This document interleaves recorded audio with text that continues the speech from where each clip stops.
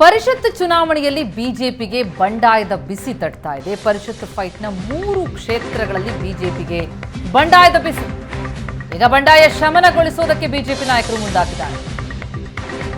BJP ನಾಯಕರಿಗೆ ಬಂಡಾಯ ಶಮನದ ಜವಾಬ್ದಾರಿ. ಈಗ ನೈಋತ್ಯ ಪದವೀಧರ, ದಕ್ಷಿಣ ಶಿಕ್ಷಕರ ಕ್ಷೇತ್ರ, ಈಶಾನ್ಯ ಪದವೀಧರ ಕ್ಷೇತ್ರಗಳಲ್ಲಿ ಬಿಜೆಪಿಗೆ ಬಂಡಾಯದ ಬಿಸಿ ತಟ್ತಾ ಇದೆ. ಅಭ್ಯರ್ಥಿಗಳಾದ ರಘುಪತಿ ಭಟ್, ಸುರೇಶ್ ಸಜ್ಜನ್, ನಿಂಗರಾಜೇಗೌಡ ಬಂಡಾಯ ಶಮನಕ್ಕೆ ಬಿಜೆಪಿ ಕಸರತ್ತು ನಡೆಸ್ತಾ ಇದೆ.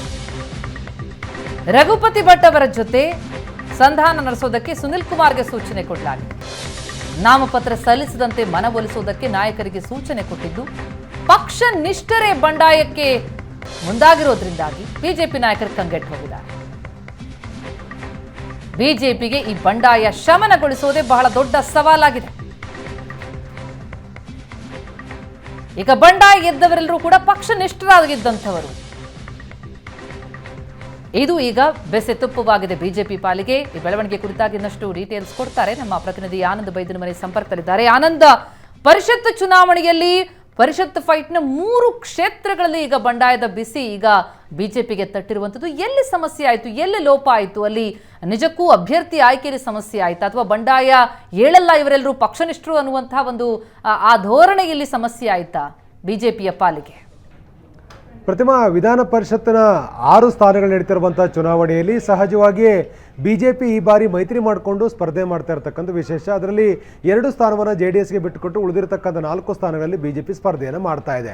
ಸಹಜವಾಗಿ ಆಕಾಂಕ್ಷಿಗಳ ಸಂಖ್ಯೆಯು ಕೂಡ ದೊಡ್ಡದಿರುವಂಥ ಕಾರಣಕ್ಕಾಗಿ ಅಭ್ಯರ್ಥಿಗಳನ್ನು ಆಯ್ಕೆ ಮಾಡುವಾಗ ಬಿಜೆಪಿ ನಾಯಕರು ಒಂದಷ್ಟು ಸಮಸ್ಯೆಯನ್ನು ಎದುರಿಸಿದ್ದಾರೆ ಮತ್ತು ಅಭ್ಯರ್ಥಿಗಳನ್ನು ಆಯ್ಕೆ ಮಾಡುವ ವಿಚಾರದಲ್ಲಿ ವಿಳಂಬ ನೀತಿ ಅನುಸರಿಸಿದ ಕಾರಣಕ್ಕಾಗಿ ಸಹಜವಾಗಿಯೇ ಚುನಾವಣೆ ಘೋಷಣೆ ಆದ ಬಳಿಕ ಅಭ್ಯರ್ಥಿಗಳನ್ನು ಘೋಷಣೆ ಮಾಡಿದಂಥ ಹಿನ್ನೆಲೆಯಲ್ಲಿ ಎಲ್ಲೋ ಒಂದು ಕಡೆ ಬಿಜೆಪಿ ಒಳಗಡೆ ಎಲ್ಲವೂ ಕೂಡ ಸರಿ ಇಲ್ಲ ಅಂತಕ್ಕಂಥದ್ದು ಸಹಜವಾಗಿ ಈಗ ಬಹಿರಂಗ ಆಗ್ತಾ ಇದೆ.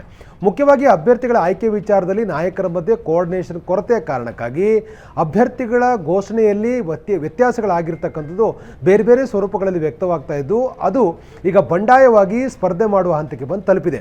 ಮುಖ್ಯವಾಗಿ ಪಕ್ಷನಿಷ್ಠರಾಗಿರ್ತಕ್ಕಂಥವರೇ ಬಿಜೆಪಿಯ ಅಧಿಕೃತ ಅಭ್ಯರ್ಥಿಗಳ ವಿರುದ್ಧ ಸ್ಪರ್ಧೆ ಮಾಡತಕ್ಕಂಥ ವಾತಾವರಣ ಸೃಷ್ಟಿಯಾಗಿದೆ.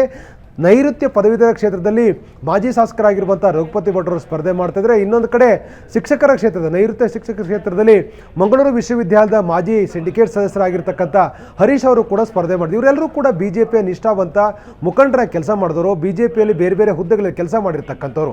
ಇವರೆಲ್ಲರೂ ಕೂಡ ಅಧಿಕೃತ ಅಭ್ಯರ್ಥಿಯ ವಿರುದ್ಧ ಸ್ಪರ್ಧೆ ಮಾಡ್ತಾರೆ ಅಂದರೆ ನಿಜವಾಗಲೂ ಕೂಡ ಎಲ್ಲೋ ಒಂದು ಕಡೆ ಎಲ್ಲವೂ ಕೂಡ ಸರಿ ಇಲ್ಲ ಅಂತಕ್ಕಂಥದ್ದು ಸ್ಪಷ್ಟವಾಗ್ತಾ ಇದೆ. ಹೀಗಾಗಿ ಈಗ ಮುಖ್ಯವಾಗಿ ಈ ಒಂದು ಬಂಡಾಯವನ್ನು ಸಮನ ಮಾಡುವ ನಿಟ್ಟಿನಲ್ಲಿ ಬಿಜೆಪಿ ರಾಜ್ಯಾಧ್ಯಕ್ಷರಾಗಿರ್ತಕ್ಕಂಥ ವಿಜೇಂದ್ರ ಕೂಡ ಪ್ರಯತ್ನ ಮಾಡ್ತಾ ಇದ್ದಾರೆ.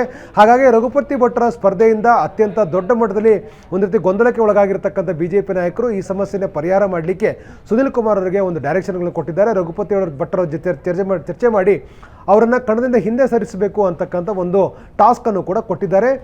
ಈಗಾಗಲೇ ನಡೆದಿರ್ತಕ್ಕಂಥ ಹಲವು ಸುತ್ತಿನ ಮಾತುಕತೆಗಳಲ್ಲಿ ಬಹಳ ಸ್ಪಷ್ಟವಾಗಿ ರಘುಪತಿ ಭಟ್ರು ಹೇಳಿರ್ತಕ್ಕಂಥದ್ದು, ಬಂಡಾಯ ಸ್ಪರ್ಧೆಯನ್ನು ಮಾಡಿದ್ದೇನೆ, ನನ್ನ ಸ್ಪರ್ಧೆ ಬಿಜೆಪಿಯ ನಿಷ್ಠಾವಂತ ಕಾರ್ಯಕರ್ತರ ಪರವಾಗಿರ್ತಕ್ಕಂಥ ಸ್ಪರ್ಧೆ ಅನ್ನೋದನ್ನು ಅವರು ಭಾಳ ಸ್ಪಷ್ಟವಾಗಿ ಹೇಳಿದ್ದಾರೆ. ಹಾಗಾಗಿ ಸ್ಪರ್ಧಾ ಕಣದಿಂದ ಹಿಂದೆ ಸರಿಯುವಂಥ ಯಾವುದೇ ಸಾಧ್ಯತೆಗಳು ಕೂಡ ಇಲ್ಲ. ಇಷ್ಟಾಗಿಯೂ ಕೂಡ ಅವರನ್ನು ಈ ಬಾರಿ ಚುನಾವಣಾ ಕಣದಿಂದ ಹಿಂದಕ್ಕೆ ಸರಿಸುವಂಥ ಪ್ರಯತ್ನವನ್ನು ಕೂಡ ಈಗ ಬಿಜೆಪಿ ನಾಯಕರು ಮಾಡ್ತಾ ಇದ್ದಾರೆ.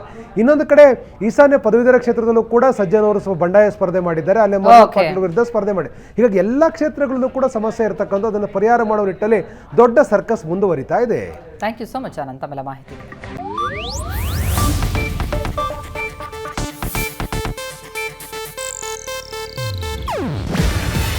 ಇದು ಏಷ್ಯಾನೆಟ್ ನ್ಯೂಸ್ ನೆಟ್ವರ್ಕ್ ಪ್ರಸ್ತುತಿ. ನೀವು ನೋಡ್ತಿದ್ದೀರಾ ಏಷ್ಯಾನೆಟ್ ಸುವರ್ಣ ನ್ಯೂಸ್.